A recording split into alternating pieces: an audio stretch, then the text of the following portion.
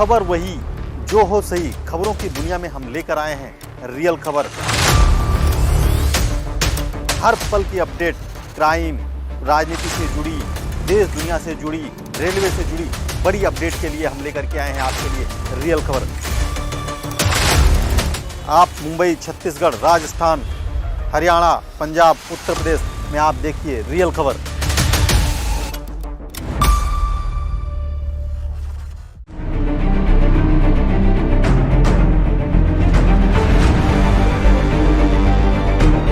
आम आदमी पार्टी के सांसद संजय सिंह और मुख्यमंत्री मनीष सिसोदिया ने सोमवार को एक प्रेस कॉन्फ्रेंस के जरिए अयोध्या में श्री राम मंदिर के लिए खरीदी गई जमीन में बड़े घोटाले का आरोप लगाया। श्री राम जन्मभूमि ट्रस्ट पर आरोप लगाते हुए आप सांसद संजय सिंह ने बीजेपी को भी लपेटा। उन्होंने कहा कि जिस तरह बीजेपी नेता आरोपियों के बचाव में उतरे हैं, उसके बाद ये सवाल उठता है कि बीजेपी नेताओं को इस घोटाले में कितना हिस्सा मिला। उन्होंने ट्रस्ट के महासचिव चंपत राय के बयानों पर भी पलटवार किया। जब से ये मामला सामने आया है, करोड़ों इस देश के लोग जो मर्यादा पुरुषोत्तम भगवान श्री राम में आस्था रखते हैं, उनको गहरी चोट लगी है। इस घटना से उनको तकलीफ पहुंची है, क्योंकि गरीब आदमी ने अपना पेट काट के प्रभु श्री राम के मंदिर के लिए चंदा दिया। मजदूर हो, किसान हो, कर्मचारी हो, और उस चंदे के पैसे में चोरी हो रही है, उस चंदे के पैसे में घोटाला और भ्रष्टाचार हो रहा है। और उनके समर्थन में जिस प्रकार से भारतीय जनता पार्टी आई, मैं पूछना चाहता हूं भाजपा वालों को इन करोड़ों के घोटाले में कितना हिस्सा मिला है, उनको बताना चाहिए। पूरी की पूरी भारतीय जनता पार्टी इस घोटाले के पक्ष में खड़ी हो गई है। मर्यादा पुरुषोत्तम भगवान श्री राम के नाम पर हुए भ्रष्टाचार के पक्ष में खड़ी हो गई है। मैं पूछना चाहता हूं, भारतीय जनता पार्टी का मेयर इसमें शामिल था, आपने कितना घोटाला और भ्रष्टाचार किया, आप सामने आके बताइए। भाजपा के विधायकों ने, सांसदों ने, मंत्रियों ने, मुख्यमंत्रियों ने इस ट्रस्ट के नाम पे चंदा वसूला था। करोड़ों का चंदा पूरे देश से वसूला है।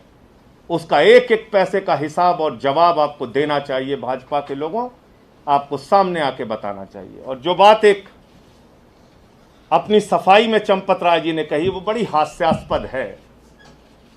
उसमें उन्होंने कहा ये जमीन महंगी है, और ये जमीन कुसुम पाठक और हरीश पाठक से जब खरीदा था अंसारी जी ने और तिवारी जी ने, सुल्तान अंसारी और रवि मोहन तिवारी ने, उस वक्त रजिस्टर्ड अनुबंध बहुत पहले कर लिया था, तो दाम सस्ते रहे होंगे, बाद में हमें महंगा हो गया। अब ये झूठ कितना बड़ा है, यही बता के मैं अपनी बात को खत्म करूंगा। जब ये बैनामा हुआ तो इसमें साफ तौर पे लिखा जाता है कि आप जिससे जमीन खरीद रहे हैं, किन परिस्थितियों में वो जमीन आप खरीद रहे हैं।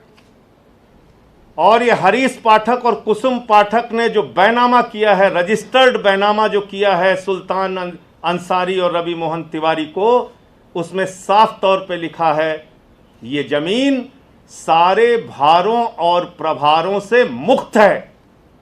ये जमीन सारे भारों और प्रभारों से मुक्त है।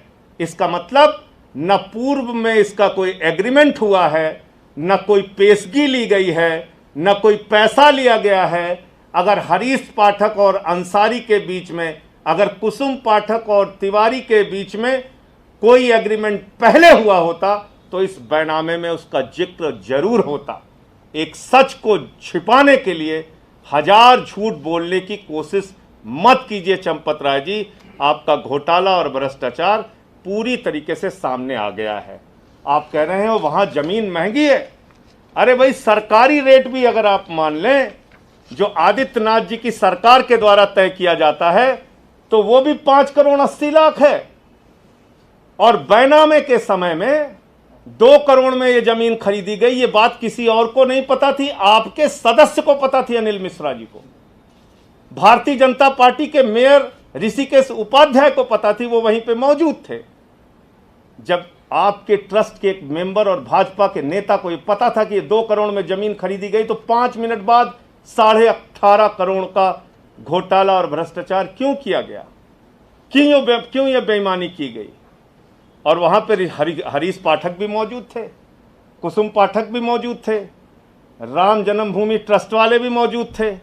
अगर आप कह रहे हैं कि कोई पूर्व में एग्रीमेंट हुआ था, तो ज्यादा से ज्यादा उस एग्रीमेंट को तोड़ते हरीश पाठक तो 2 करोड़ रुपए उन्हें देना पड़ता, तुरंत बेच देते वो 18.5 करोड़ रुपए में। अगर ये वास्तव में ये जमीन इतनी महंगी है तो 16.5 करोड़ रुपए हरीश पाठक कमा लेते। तो इस प्रकार के झूठे तर्कों से अब कुछ नहीं होने वाला है।